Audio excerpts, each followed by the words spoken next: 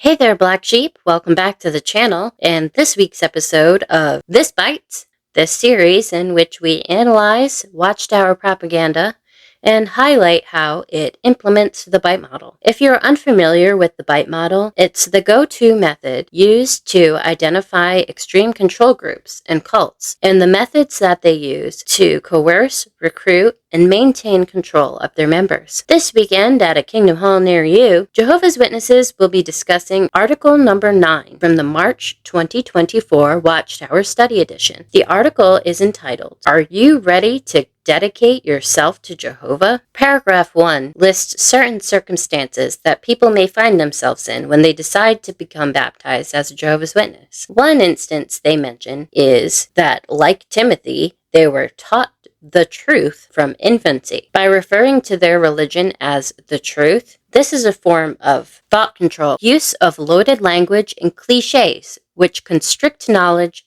stop critical thoughts, and reduce complexities into platitudinous buzzwords. If this watchtower and all the spiritual food provided by the governing body are the truth, then everything else is what? They leave you with only one acceptable answer: thought control, labeling alternative belief systems as illegitimate, evil, or not useful. Paragraph 2 says that getting baptized as a Jehovah's Witness is a quote-unquote commendable goal. And before we go forward, I'd like to talk about the illusion of choice and bounded choice. Bounded choice is a term coined by Dr. Yanya Lilac. She's a sociologist and expert on cults and coercion. This here is a chart from her website. It basically explains that when you're part of a high control group, making any decisions are usually weighed amongst these four elements here. A good Jehovah's Witness, or a person who wants to remain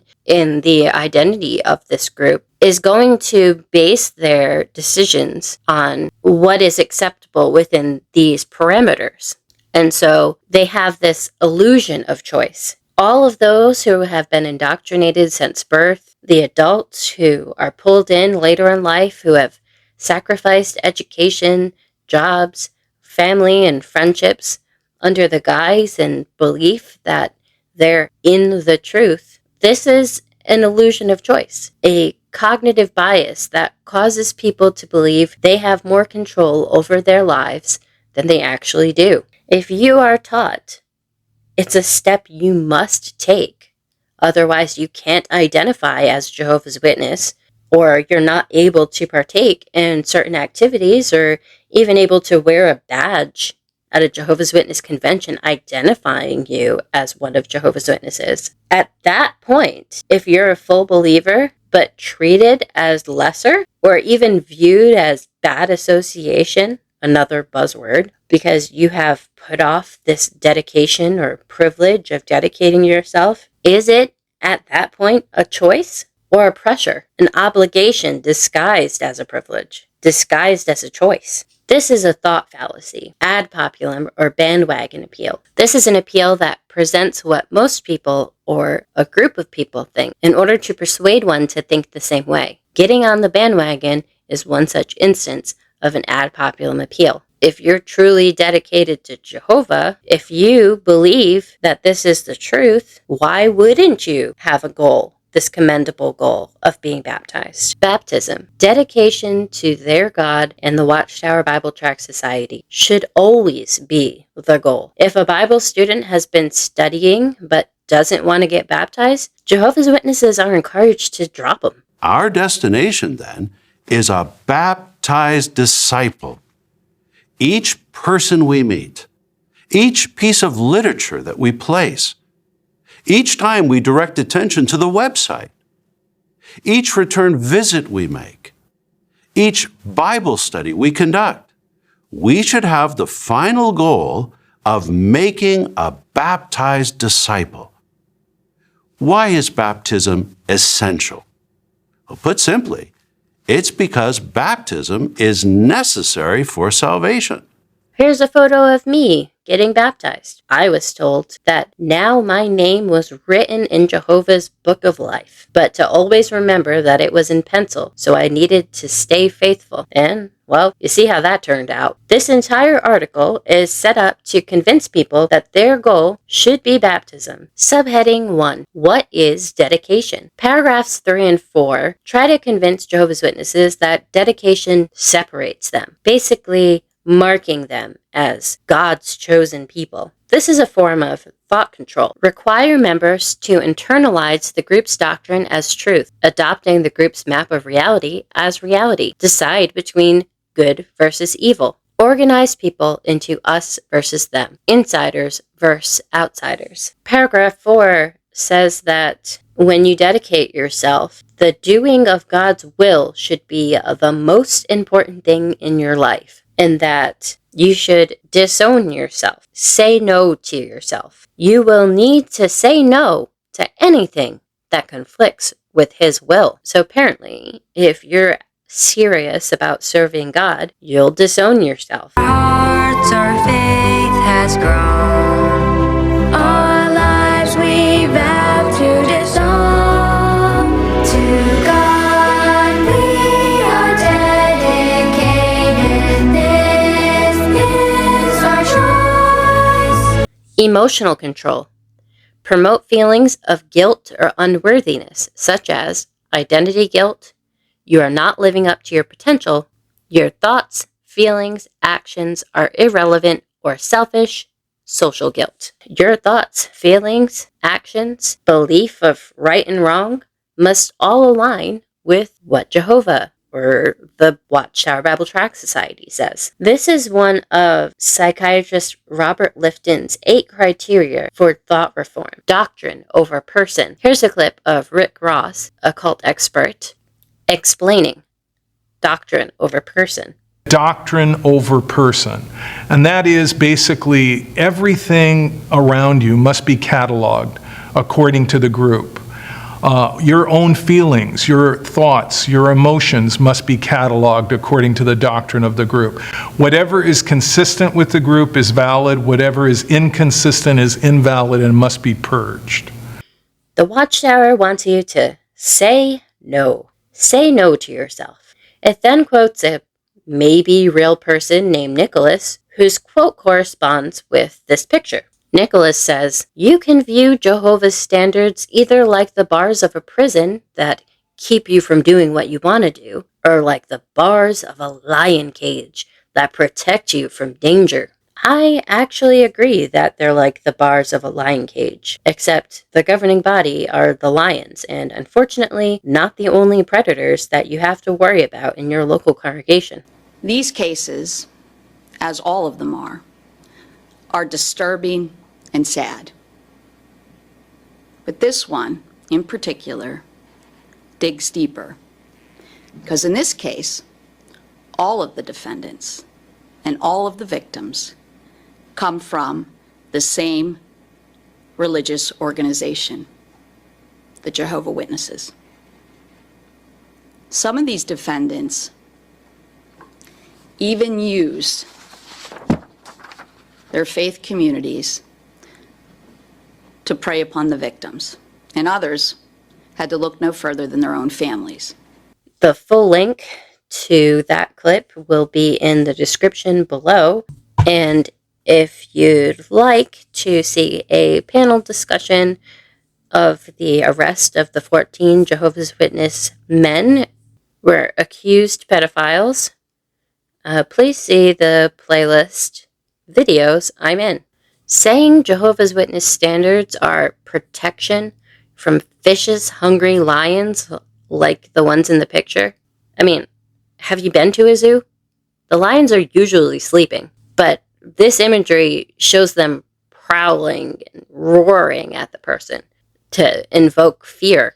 This is emotional control. Instill fear, such as fear of thinking independently, the outside world, enemies, losing one's salvation, leaving or being shunned by the group, others' disapproval. Paragraph 5 explains that your dedication is made privately, in prayer, and that your baptism is public, as explained by this Jehovah's Witness cartoon meant for child indoctrination. Mom looks so young in this picture.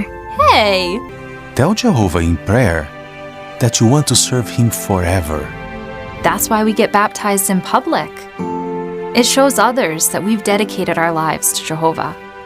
That's so cool. A sacred vow that affects the rest of your life. So, why are kids allowed to make this decision? There have been reports of Jehovah's Witness children as young as the age of 7 making this sacred vow. They just learned how to read and write, and they're making a lifelong decision that could eventually end in their entire family and social structure and support system that they've known their entire life being cut off from them.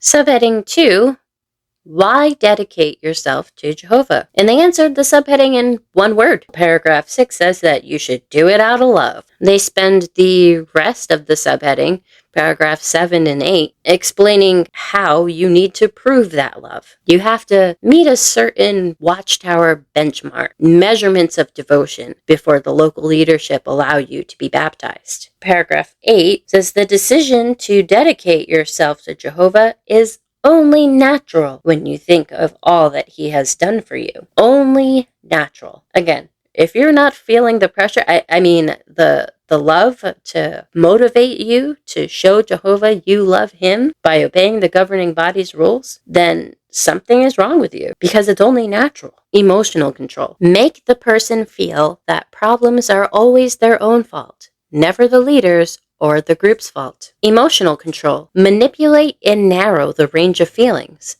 Some emotions and or needs are deemed as evil, wrong, or selfish. If you're not feeling that natural call to baptism to disown and deny yourself, there's something wrong or unnatural about you. The end of paragraph 8 refers recruits on the brink of conversion to further indoctrinate themselves with lesson 46.4 of the Enjoy Life Forever book, and by watching a 3-minute video presenting your gifts to God. This is information control, extensive use of cult-generated information and propaganda, including newsletters, magazines, journals, audio tapes, videotapes, YouTube, movies, and other media. Behavior control, major time spent with group indoctrination and rituals and or self-indoctrination, including the internet. Subheading 3, are you ready for dedication and baptism? Paragraph 9 says, if you haven't made changes in your life to conform to Jehovah's standards, then no, you're not ready. Subheading 4, why some hold back. Paragraphs 11 through 13 are attempts to debunk a very valid reason and concerns that some express about not wanting to get baptized. Mainly that if you sin after your dedication, that you can now be disfellowshipped, ostracized by your family and friends, and for those who were indoctrinated from birth, being completely shut off from their only support system that they've ever known. Imagine the devastation. Emotional control. Phobia indoctrination, inculcating irrational fears about leaving the group or questioning the leader's authority. No happiness or fulfillment possible outside the group. Terrible consequences if you leave. Shunning of those who leave. Fear of being rejected by friends and family. Never a legitimate reason to leave. Those who leave are weak, undisciplined, unspiritual, worldly, brainwashed by family or a counselor, or seduced by money, sex, or rock and roll. Emotional control. Instill fear, such as fear of losing one's salvation, leaving, or being shunned by the group. Others' disapproval. This is also another of Lifton's 8 criteria of thought reform, dispensing existence. Dispensing of existence. And that is literally the right to exist. The person who leaves the group ceases to exist. If they come back, they can exist again. Family and friends that question the group, you can cut them off. And this is a very legitimate concern to have. Paragraph 11 says, relatively few people are expelled from the Christian congregation. This is just a lie. Go to XJW Reddit. This is 100% just untrue. There was minimum 1 or more in my congregation annually. I can list at least 10 people, and I'm just one person who attended 1 to 3 congregations in a very small area of America. Just because the Watchtower Bible Tract Society doesn't report the numbers of people who are expelled from the Christian congregation, like they do with baptisms, doesn't mean that the numbers aren't there. Relatively few is a lie. Information control, deception, deliberately withhold information, distort information to make it more acceptable, systematically lie to the cult member. They then say that Jehovah can help keep you from sinning, and here are some suggestions for how to keep from sinning. And whether you act on temptation is a choice, your choice.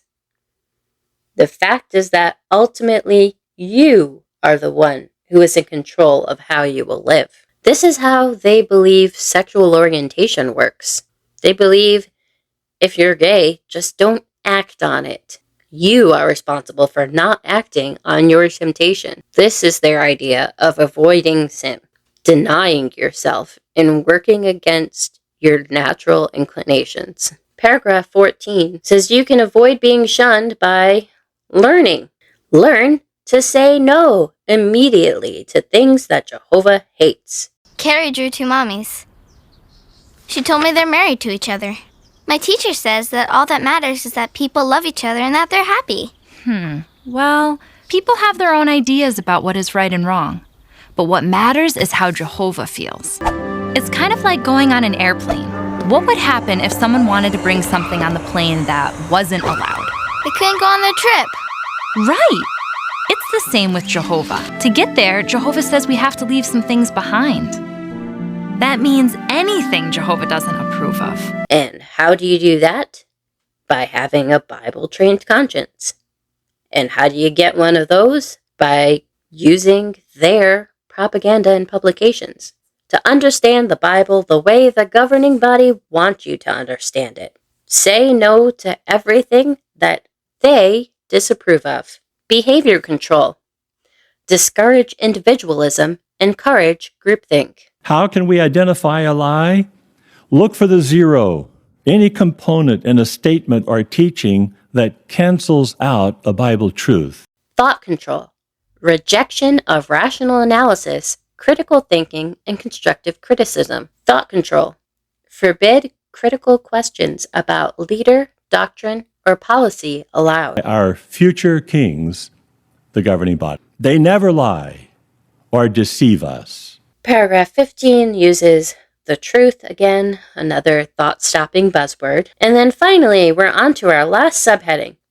Keep drawing close to Jehovah. In paragraph 16, it reads, Jehovah sees something good in each person he draws to himself. He views the individual as his special property or treasured possession. This is another attempt to other Jehovah's Witnesses, to make that insiders versus outsiders.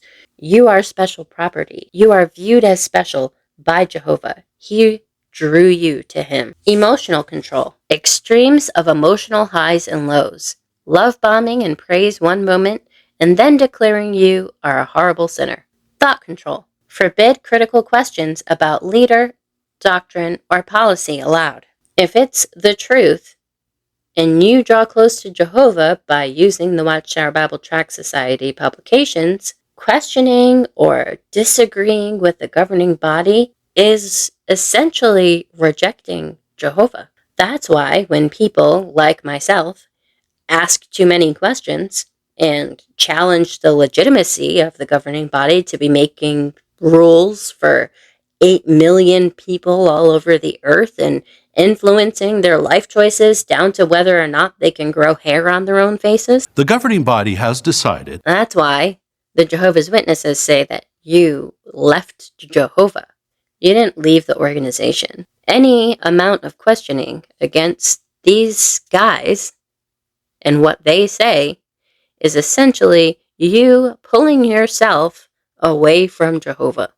The article ends by saying, next week, we'll learn how to remain indoctrinated, and we'll learn how to continue to dedicate our life, time, energy, free labor, and money to this cult. I mean, multi-million-dollar organization, or the governing body, aka Jesus, aka Jehovah. That brings us to the end of the article.